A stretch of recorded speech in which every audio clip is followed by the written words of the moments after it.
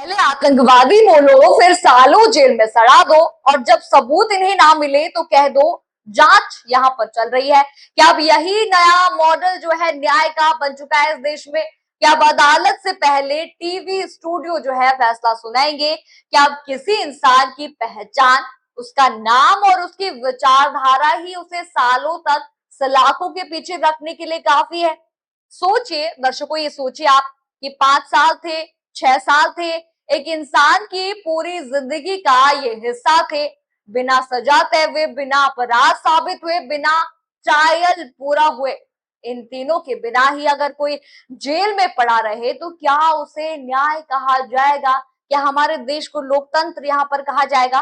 और सबसे बड़ा सवाल यहाँ पर आता है कि अगर नाम उमर और सरजील की जगह कुछ और होता, कुछ हिंदू नाम होता, तो क्या सिस्टम का रवैया यही रहता? नमस्कार, मैं हूं राधा राणा और आप देख रहे हैं पीआरबी। सबसे पहले बात यहाँ पर करते हैं टॉप हेडलाइंस की कि आखिर टॉप हेडलाइंस इस पर क्या कहती है, क्योंकि टॉप हेडलाइंस देखना भी यहाँ पर बहुत जरूरी है। पहली टॉप हेडलाइंस आप देखिए, सुप्रीम कोर्ट ने उमर खालिद सरजील इमाम को जमानत से इनकार के फैसले की आलोचना की। उमर खालिद की जमानत याचिका खारिज, एससी की बड़ी टिप्पणी के बावजूद लोअर कोर्ट से राहत नहीं मिली। सुप्रीम कोर्ट अपने ही फैसले से खवा, उमर सरजील को जमानत नहीं देने पर कहा बेल नियम, जेल अपवाद। आज देश की सबसे बड़ी अदालत जो है यानी कि सुप्रीम कोर्ट के अंदर से ऐसी आवाज यहाँ पर उठी है जिसने पूरे सिस्टम पर सवाल यहाँ पर खड़े कर दिए हैं। अदालत ने साफ शब्दों में कहा था बेल नियम है और जेल जो है अपवाद है, यानी किसी भी लोकतांत्रिक देश में इंसान को अनिश्चित काल तक जेल में बंद रखना सामान्य बात यहाँ पर नहीं हो सकती है। ये सुप्रीम कोर्ट ने यहाँ पर कहा है। लेकिन दुख की बात देखिए, आज इस देश में हालात ऐसे बना दिए गए हैं कि पहले मीडिया ट्रायल होता है, फिर एजेंसियां एक्टिव होती हैं, फिर कठोर धाराएं उन पर लगा दी जाती है और उसके बाद जो है इंसान सालों तक कोर्ट, तारीख और जेल के बीच जो है पिसता रहता है, पिसता दिखता है यहाँ पर। आपको सबसे पहले पोस्ट यहाँ पर दिखाते हैं कि जो सोशल मीडिया पर तेजी से वायरल यहाँ पर हो रही है, जिस पर लोग जमकर प्रतिक्रिया यहाँ पर दे रहे हैं। ये ट्वीट जो है करी गई है। पहला ट्वीट आप देखिए बिट्टू शर्मा का।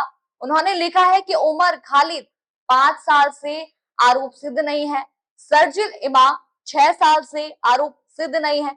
सिर्फ मुस्लिम नाम होने से आपको कैसे सिस्टम ट्रीट करता है, ये देखो दोस्तों। ये सिर्फ एक ट्वीट नहीं है, ये उस गुस्से, उस बेचैनी और उस डर की तस्वीर है जो आज देश के लाखों लोगों के अंदर जो है वो बैठ चुका है। लोग यहाँ पर पूछ रहे हैं कि अगर अदालत में अपराध साबित ही नहीं हुआ है तो फिर किसी को 5-6 साल जेल में रखने का अधिकार किसने दिया? अब दूसरा पोस्ट आप यहाँ पर देखिए, ट्वीट यहाँ पर किया गया है जिसमें सुप्रीम कोर्ट की टिप्पणी को लेकर अब बड़ी बातें यहाँ पर सामने रखी गई हैं, सामने कही गई हैं। आशीष भार्गवा, उमर खालिद को बेल क्यों नहीं दी गई? उन्होंने यहाँ पर लिखा एससी का सवाल जो है कि बेल नियम है और जेल अपवाद।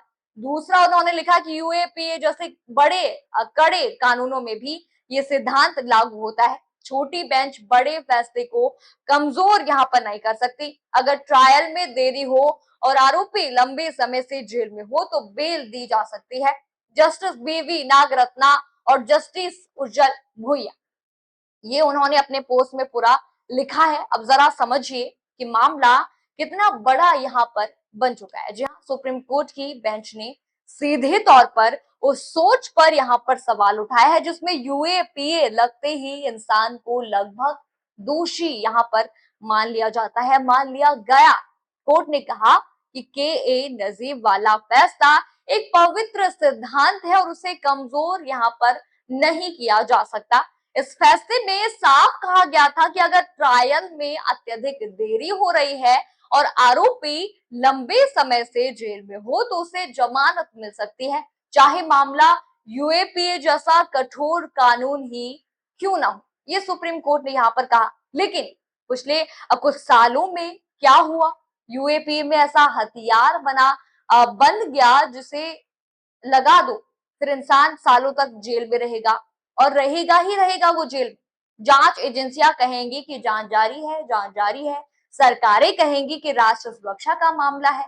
और टीवी एंकर रात 9 बजे फैसला जो है इस पर सुना देंगे और अदालत में ट्रायल जो है चलता रहेगा और बस चलता ही रहेगा।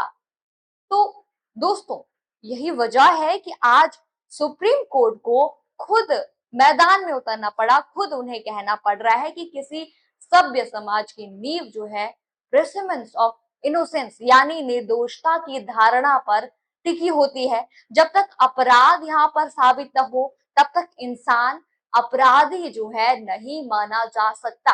और ये कहीं का भी न्याय कहता है, अपराध जब तक साबित नहीं होता वो अपराधी कैसे कहला सकता है।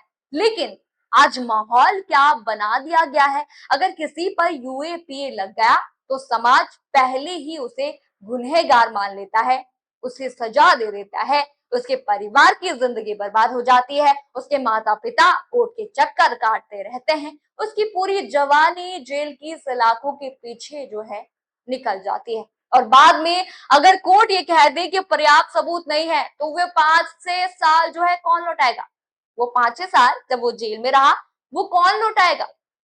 उसकी टूटी हुई जिंदगी कौन वापस करेगा? उसके परिवार की बर्बादी की कीमत जो है कौन देगा? यही वजह है कि आज लोग जो है यहाँ पर पूछ रहे हैं कि क्या देश में कानून सबके लिए बराबर बचा भी है या नहीं? क्या कुछ लोगों के लिए बेल नियम है और कुछ लोगों के लिए जेल ही सजा है? सबसे ज्यादा चिंता की बात यहाँ पर यह है कि दर्शकों, जब जांच और न्याय के बीच की रेखा धुंधली यहाँ पर होती जा रही है, एजेंसियां गिरफ्तार करती हैं, मीडिया नैरेटिव सेट करता है और समाज जो है फैसला सुना देता है, जबकि अदालत में केस जो है सालों तक साबित ही नहीं हो पाता, यानी उस पर आरोप ही साबित नहीं हुआ और वो आरोपी पहले ही बन गया। आज सुप्रीम कोर्ट की टिप्पणी सिर्फ उमर खालिद या शर्जील इमाम तक यहाँ पर सीमित नहीं है, ये पूरे लोकतंत्र के लिए चेतावनी है, ये पूरे देश के लिए चेतावनी है। क्योंकि अगर किसी भी सरकार को ये ताकत मिल जाए कि वो किसी को भी सालों तक जेल में रखे और ट्रायल ही पूरा ना हो तो फिर संविधान की आत्मा खतरे में पड़ जाती है। और याद यहाँ पर रखना जरूरी है कि लोकतंत्र की असली पहचान यही है। चुनाव यहाँ पर लोकतंत्र की असली पहचान नहीं होते। लोकतंत्र की असली पहचान यहाँ पर यह है कि सबसे कमजोर इंसान को भी न्याय मिले, सरकार से सवाल पूछे और जो है पूछने वालों को दुश्मन न बना दिया जाए और अदालतें सिर्फ कानून नहीं इंसाफ भी बचाए। अगर किसी ने सरकार पर सिर्फ टिप्पणी कर दी और उसे जेल भेज दिया गया, ये काफी गलत हमारे यहाँ पर धारणा बना दी गई है। राजनीतिक पार्टियां जो है बीजेपी काफी ये कर रही है।